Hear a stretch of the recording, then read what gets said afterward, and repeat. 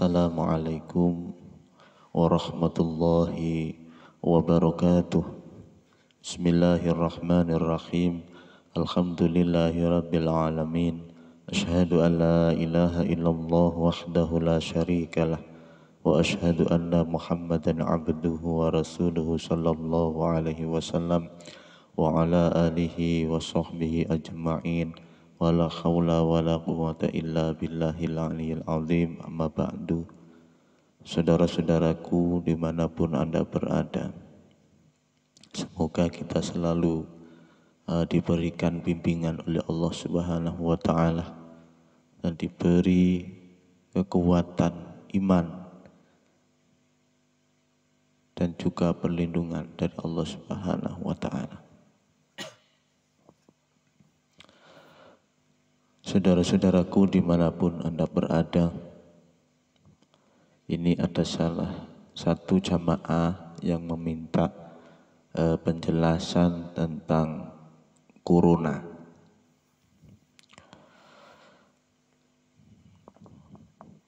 Sebetulnya inti dari permasalahan pertanyaan ini adalah bagaimana cara kita mensikapi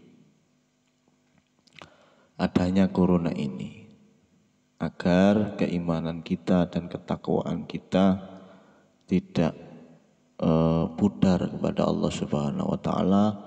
Bahkan seharusnya dengan adanya corona ini keimanan dan keyakinan kita kepada Allah bertambah kuat. Inilah yang saya kira pertanyaan yang disampaikan oleh saudara kita, salah satu jamaah, tentang corona ini. Sudah dijawab oleh Allah Subhanahu wa ta'ala di dalam surat Al-Baqarah ayat 156. Bismillahirrahmanirrahim. Alladzina idza asabathum musibah inna lillahi wa inna ilaihi raji'un. Yaitu orang-orang yang apabila ditimpa musibah mereka berkata inna lillahi wa inna ilaihi raji'un.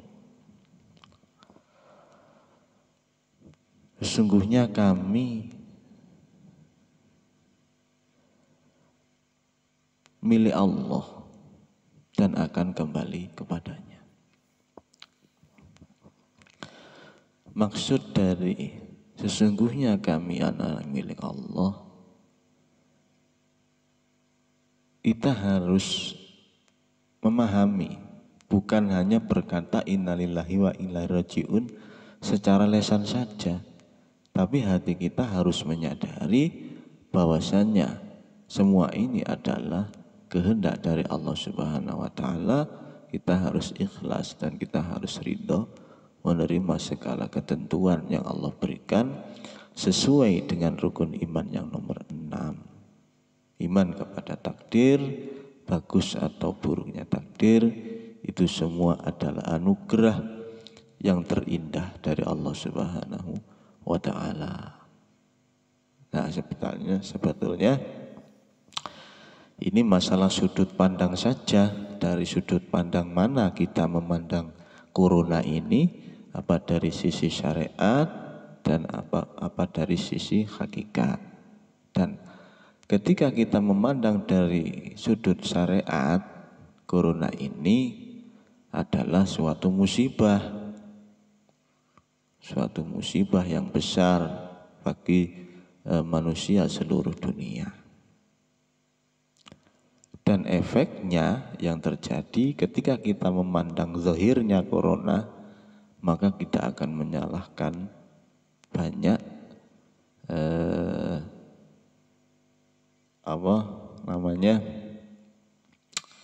banyak kalangan yang kita salahkan. Sesuai di lapangan yang terjadi, kalau kita memandang zahirnya makhluk, maka hati kita akan bertambah jauh dari Allah Subhanahu wa ta'ala. Akhirnya kita menyalahkan yang satu karena seperti ini, kemudian menyalahkan yang sana karena seperti itu. Nah, ini yang efek yang akan diperoleh apabila kita memandang zahirnya corona. Yang menyalahkan orang Cina, menyalahkan banyak sudah. Yang membuat intinya hati kita akan semakin jauh dari Allah Subhanahu wa taala. Akan tetapi kalau corona ini kita pandang dari sudut hakikat, maka tidak ada sesuatu yang terjadi melainkan itu semuanya adalah Allah yang membuatnya. Kok bisa Allah? Oh, kenyataannya itu beritanya dari Cina. Yang membuat orang Cina siapa? Yang menciptakan orang Cina siapa?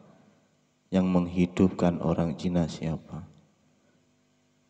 Yang memberi pelajaran-pelajaran ke akal pikirannya orang Cina sehingga bisa berbuat seperti itu?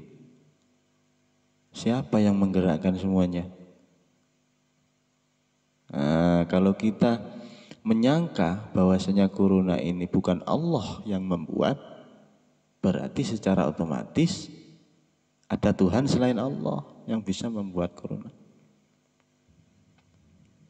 Nah, sekiranya sudah difahami, wahai saudaraku, jadi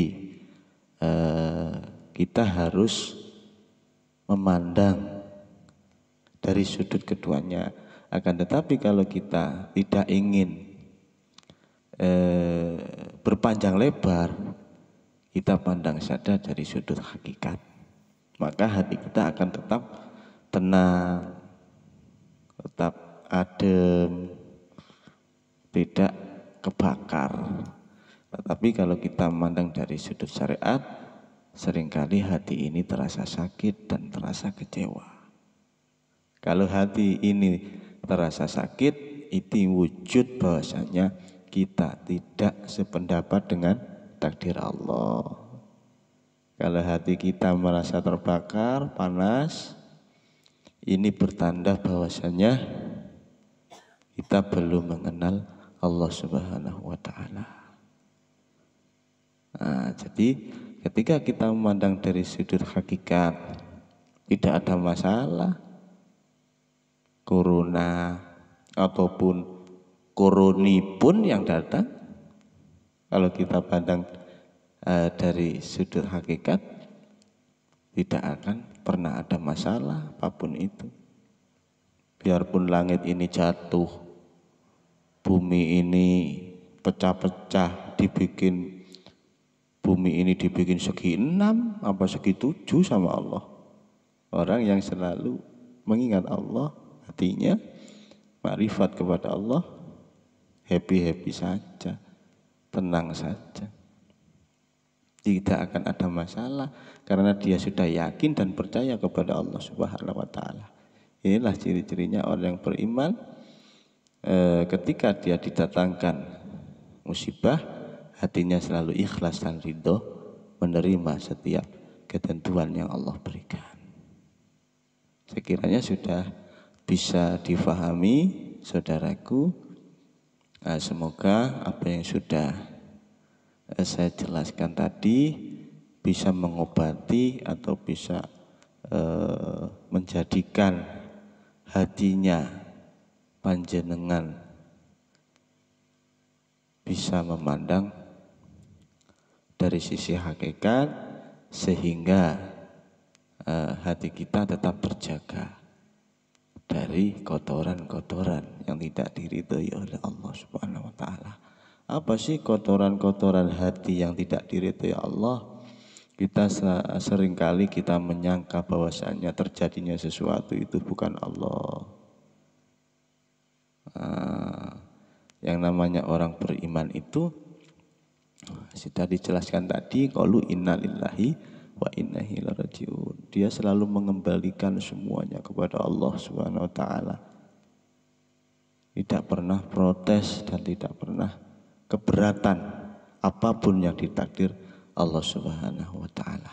Dan untuk memperoleh pemahaman yang seperti ini, kita harus banyak belajar dari ulama-ulama, dari kiai-kiai yang sudah ahli membimbing dalam membimbing hati yang menuju makrifat kepada Allah Subhanahu wa taala. Kita harus mencari guru akhirat yang bisa membimbing hati kita untuk kembali kepada Allah, untuk bisa makrifat kepada Allah Subhanahu wa taala. Sekiranya sudah bisa difahami saudaraku, jadi setiap sesuatu kalau kita kurang paham, ya curhat aja sama ustadz-ustadz, sama kiai-kiai yang sudah memahami tentang hukum hakikat menuju ma'rifat. Karena porosnya semua ibadah itu ada di dalam hati. Apabila kita manis zahirnya saja, lesannya bagus, tapi hatinya jelek, hatinya seringkali dendam, dengki sama orang lain.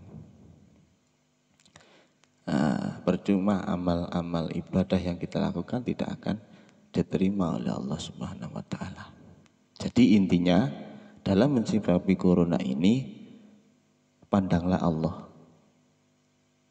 Kuatkan tali Allah di dalam hati kita dengan cara berzikir, selalu mengingat Allah dalam setiap detik dan waktu. Nah, cara mengingat Allah ini bagaimana? Ya sudah saya jelaskan kemarin dalam pertemuan yang kemarin itu, kita harus merasa mati dulu. Kita cari tahu siapakah diri kita sebenarnya. Itu kunci dari awal kita mempelajari makrifat kepada Allah Subhanahu wa taala.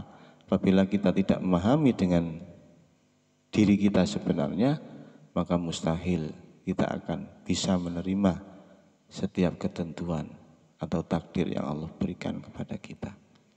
Jadi sebetulnya ini masalah sudut pandang saja.